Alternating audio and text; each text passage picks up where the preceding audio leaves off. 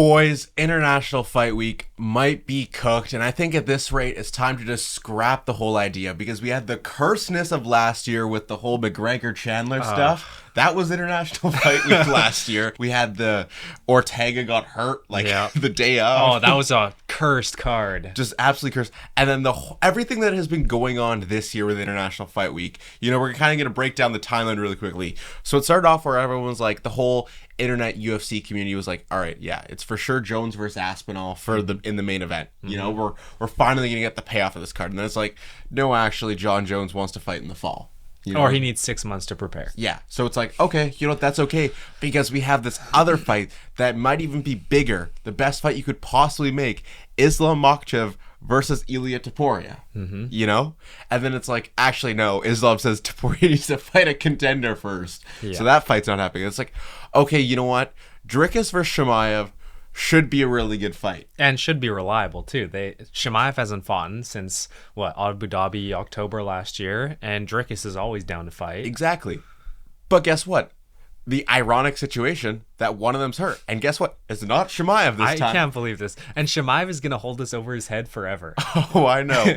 So the Dricus versus Chimaev fight is apparently cooked. Yeah. So now we kind of are in a stage where it's like, what is going to be the main event of one of the biggest cards of the year that it's supposed to be? And it's kind of like, uh-oh.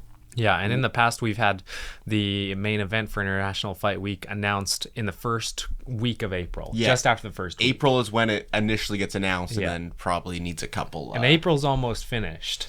So we're looking, there's not going to be any announcement before the Protez card, I wouldn't think. I thought that we were probably like 1 week away from the Dricus Chimaev announcement. Mm-hmm. It was sounding very confirmed. Chimaev randomly spawned in on Twitter again, posting stuff. So he's back when he's posting stuff on Twitter. So I thought that was going to get announced maybe even this week. But now they're probably scrambling. And Dana's probably sitting in the boardroom right now. Guys, we have something massive lined up. You're never going to see this coming. And the fight they've booked on every single card for the last 3 months. Pereira versus Jamal Hill, too. I think at this rate, the UFC's best bet is to wait until after UFC 315. Because I think that's where you're going to get the most clear-cut answer of what's going to happen. Because I think we have the fight between JDM and Bilal is very big for the future of the UFC in terms of the lightweight division. Mm-hmm. Because say Bilal wins, then Islam's not going to move up. Mm-hmm. So then I think there's a chance you get Islam versus GAETHJE in that main event, and then a co-main of either an interim middleweight or the flyweight. But we say that JDM goes on and wins, then it's like, okay, we can do interim belt between Charles and Ilia, which would be so awesome. Yeah. I'm okay with that as the main event, it's not ideal, but it's better than anything we're going to get. But if it's for interim or vacant belt. Yeah. Because if the rule is what Ilia said, where he has to vacate to go up, then it's like, okay, we're just going to vacate that belt. Ilia versus Charles. Look, if Makhachev goes up after JDM maybe wins, I don't think he should be able to hold on to that belt when you have literally 5 number 1 contenders in that division. Yeah. Because JDM is going to need 6 months maybe. And so then they're going to fight. And then Makhachev is going to need another 6 months to maybe cut down to... So we're thinking about a whole year off for the lightweight title. So there's no chance that he should be able to hold on to the belt. Yeah. I don't know if is there really that much allure to being a simultaneous double champ? I don't know. Because you can't do anything with it. You're not jumping in between weight classes. Especially with someone who's as active as Makhachev. He's not the least active person, but he's not the most active. Well, and we see fighters when they go, they're current champions, and they go up and fight and then lose, they come back. Most of the time, they just lose that belt. Yeah. Islam might be different, unless he goes up, loses to JDM, which I would really struggle to see. But say he loses to JDM, comes back down, has to fight Ilia Topuria?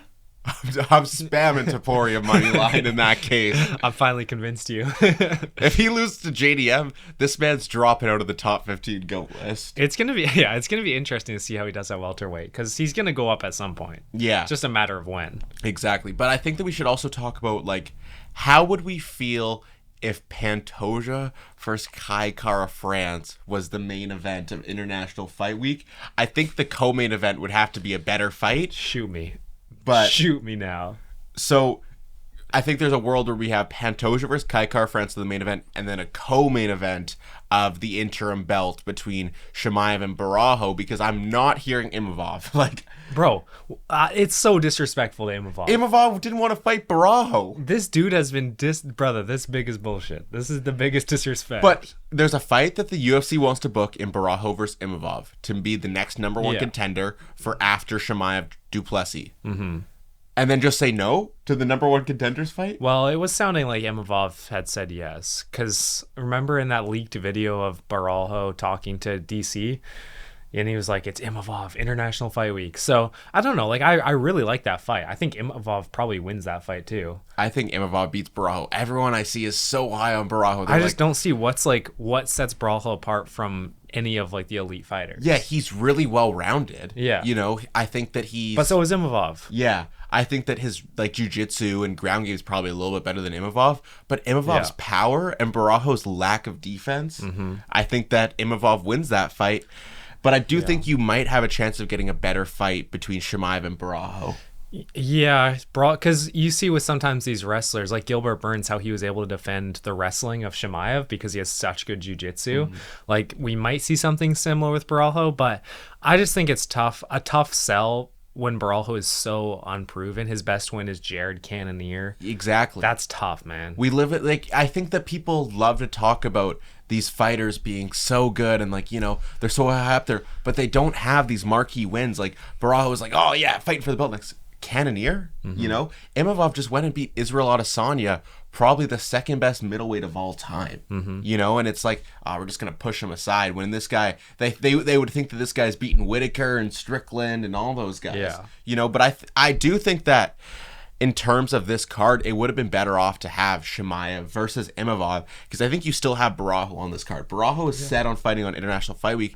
And Whitaker always wanted to fight on International Fight Week. Like, you do Barajo versus Whitaker on this card, too.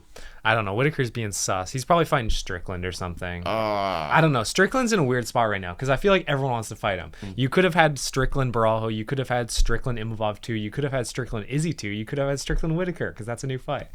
Strickland's free for matchups right now, and he's not doing anything. But I don't want to see him on International Fight Week. If we get Strickland co-main on International Fight Week, I won't be watching. And KKF main event. Strickland Chimaev. Chimaev would just sub him in one round. A concept I have to think of, this would never happen, but how great it would be in WWE. They have these things such as like triple threat matches and fatal four-way matches. I think that the flyweight division is in the perfect place for like a fatal four-way or triple threat. You have like Pantoja versus Kai Kara France versus Manel Kape versus Brandon Moreno versus Brandon Royval. And they're all in the ring. All in the ring at the same time. That would be good. You get knocked out, you're eliminated. Who wins? Who wins that fight? Pantoja. No, but like it's more like random, I feel like. Yeah, it's so random. Because KKF could just boom, back of the head. Boom. And that's why it doesn't work in UFC, obviously. Like, people are just going to roast me for saying this. Hey, it'd be fun, though. But imagine the world where you can see, like, triple threat fights, you know? Like, it would solve a lot of our issues. Chimaev versus Barajo versus Imavov. I see what you Chimaev mean. would have them both down at the same time. Yeah. Like, on top of both of them. Headlock guillotining both of them at the same time. That'd be fire. Is there a world where we see 2024 Superman Pereira have to step up and take this main event? I was thinking about this because I was looking at the champions and pretty much, you know, you have flyweight, which is already rumored to be on this card, right? So that's been rumored to be on every card. You can't put too much into that. That's true. Bantamweight already booked. Featherweight just fought. I mean, like, even Prime Volk couldn't come back. Volk's not coming back. Evloev, he could. I don't want it though. You have lightweight, which it's weird. Lightweight's in a weird spot right now. Yeah, it's literally waiting for 315 because after 315 happens, we see just so much more clarity as to what the future is. But I don't like that because it's like you have it's in May. 315 is like midway through May, right? Maybe a little bit before midway. And then International Fight Week is late June. So what? You have 6-week training camp and 6 weeks to build hype if they do a lightweight title. Or, you know, you do a vacant Topuria Charles matchup. Do they take that fight? I don't know. Yeah, like, oh, I'm gonna fight Ilya on like a somewhat short camp. Yeah, bro. You're getting Anyone who slapped. fights Ilya, so me versus Ilya Topuria, 2026. I'm taking a 12-month training camp to prepare for this fight. I'm just getting punched in the head every day. But yeah, I was thinking about Pereira versus Ankalaev because that's really like the only title matchup that hasn't been done in a couple months. You know, it could happen, but we know the Dagestan fighters, or just Russian fighters in general, aren't really down for those short camps. Typically Ankalaev could be different. He did fight on Ramadan when he was fasting, right?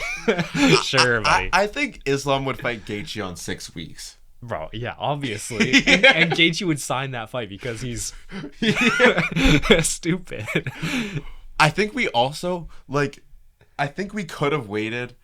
Merab versus Sean is bigger than, you know, a Pantoja versus Kaikar France main event. Yeah. But the thing is with that Pantoja, or the Merab O'Malley fight, that's at 316, it might not even happen anymore. Oh, yeah, I saw what? Sean's on crutches or Yeah. something? Whatever that means. Yeah. Who knows? he accidentally gooned and just crippled himself. I just think that the UFC is really messy right now. Yeah, that's it's what just it seems every like. division just kind of seems like a mess. Yeah. You know, there's either like way too many contenders, no contenders, or just the champions not fighting. Yeah, John Jones. Or they beat everyone. Yeah, I mean, to be fair, we have had news from Tom Aspinall saying that something's going to be announced very soon, and he's very happy. So, like, does it randomly get announced that... Look, I don't want to be that guy who still has hope for Jones Aspinall, but I'm still that guy. Aspinall's news is him and Nina Drama are coming out with a video together. Interview part 2. I will be watching. The whole world's watching that. Yeah. Would you be disappointed in an Islam versus GAETHJE main event? Islam versus GAETHJE? Yeah. If for some reason they're like, all right, Makhachev versus GAETHJE 317 main event. Yeah, I'd be upset. I hate that fight. Yeah, that's like the worst lightweight matchup you can make. And everyone's like, oh, GAETHJE's such a deserving contender. True #1 contender. Bro, he's already had 2 shots. And he beat Fizian. Yeah. The 13th ranked guy. Exactly. Another example of... On short notice. Yeah. You know, like, that's not that impressive. Like, where's Arman? Yeah. Arman versus Islam, 317 main event. Nah, I heard Arman has a back injury or something. It literally could have been as simple as that. Islam versus Arman, Charles versus Ilya. Simple, you know? I do think out of like the options we talked about today, my ideal scenario would be Charles versus Ilya for the vacant belt. Chimaev versus Barajo interim belt. Like, I think that's banger. Those are two. Yeah, that's true. Like, you have a pathway, Dana and Hunter, if you're listening. When you're listening, sorry. Right. That would lead you in a great direction. I think even if you do either of those fights plus Pantoja versus Kaikar France and then have a rest of the main card be really good. Yeah, I mean, what is there to book right now? Like, there could be some decent welterweight fights. You have the middleweight stuff. There's middleweights that want to fight. Yeah, you could keep Barajo on the card. Exactly. Yeah, that's true. You have like featherweights that can fight. You have people that you can book on this card to make it good. But I'm worried we're gonna get, all right, yeah, you know, we have Pantoja versus Kaikar France in our main event for International Fight Week. And the co-main event. And then the rest of the cards like Costa versus Kopolov and Darnush versus Rufi. Oh, my. Well, hold on. Actually, I'm not opposed to that. I'm not opposed to that as an opening fight.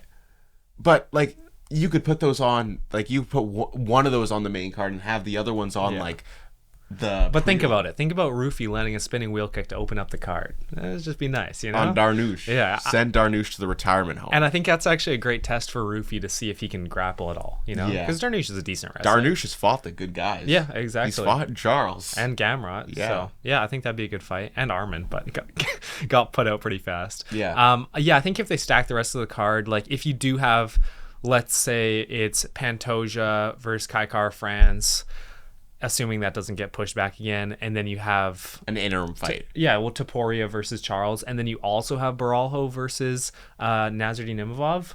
Like, that would be a good top three. Those are a solid 3, and then you have like an exciting opening fight, and then like some older guys. Like, you could even find like a hooker fight, you know, or you have someone fighting Brian Ortega making his move up to lightweight. Like, I've seen that kind of rumored a little bit, that he's looking to come up. So there's possibilities to still salvage this card. And the thing is with the UFC is I would take a really good 5 fights over a really good main event and 4 stinkers. Exactly. We want a good 3 hours of UFC, not a good 30 minutes of UFC. Yeah, it's exactly like 303. Yeah, and you had 15 minutes of good watch time. Well, and then you go to the prelims and you put some of these guys on there that are notable prospects. You go and put what's left of Peyton Talbot. Mm-hmm. You go and put a guy like Oralby, who hasn't fought in a year almost. Well, he needs that. I think that's a valid recovery time for what he went through. Yeah, you put some of these guys that are exciting prospects on the prelims that people want to see. These prospects draw in the fans to go and watch, because those are the ones that are getting clips and you're like, oh, I've seen that name before. I'm not Chase Hooper obviously wouldn't fight on this card, but it's like, oh, that Chase Hooper guy, let's go and watch him, you know? Yeah, I mean, you could have Brian Battle maybe on the prelims, Ferris Ziam, there's a lot of interesting guys you could have on there, but they probably won't. Just don't put 100th ranked women versus each other. Nora Cornwell. And unranked heavyweights that you never heard that's a of. guarantee, buddy. That's a guarantee. Yeah, I know. We're going to get Walter Walker heel hooking someone. Like, I'd take... the foot finder. I'd take Taliesin Teixeira. I think that Derek Lewis fight is confirmed for a different card. I'd just push that to fight week. I can see it happening. Okay, final prediction. Main event and co-main event for International Fight Week right now. I think it's going to be Pantoja Kai France. I think that's pretty much locked in. Dana, that's a safe pick. It's something that'll take 25 minutes. It'll be a fun high level fight. Fans will like to watch it. Pantoja asserts his dominance, and then they're going to need one more big fight. I don't think JDM wins at 315, so I doubt we're going to get vacant Topuria versus Charles. That's just tough for me to see. So I think we'll probably get Chimaev versus Barajo for the interim. I think that's probably the most likely. Or Chimaev versus someone for the interim. Okay. They love Chimaev having a belt. Yeah. They would love that. I also believe that JDM loses to Bilal Muhammad. That's why I'm going with Islam versus GAETHJE in the main event, Pantoja versus Kai France co-main event, and then I think you have Barajo versus Imavov or Barajo versus Whitaker in the featured fight. I know it's not the desired International Fight Week card, but at this point, we're not getting a desired International Fight Week. I just have that feeling that that's what we're getting right now. So, yeah. I think that everyone needs to go down to the comments right now and let us know who you guys think is going to be headlining at UFC International Fight Week. And please start the chain of Dana, scrap this whole idea. You're cursing the UFC. Sell the UFC. We're starting it. We're starting a hashtag for the next time we post on Twitter. International Fight Week? Cancel. Scrap it. Cancel IF. Cancel CP. What's CP? Carlos Prates. But that's going to do it for us. Make sure you guys go down and like, comment, subscribe. We appreciate all the love and support. And we'll see you guys next time. Peace. See ya.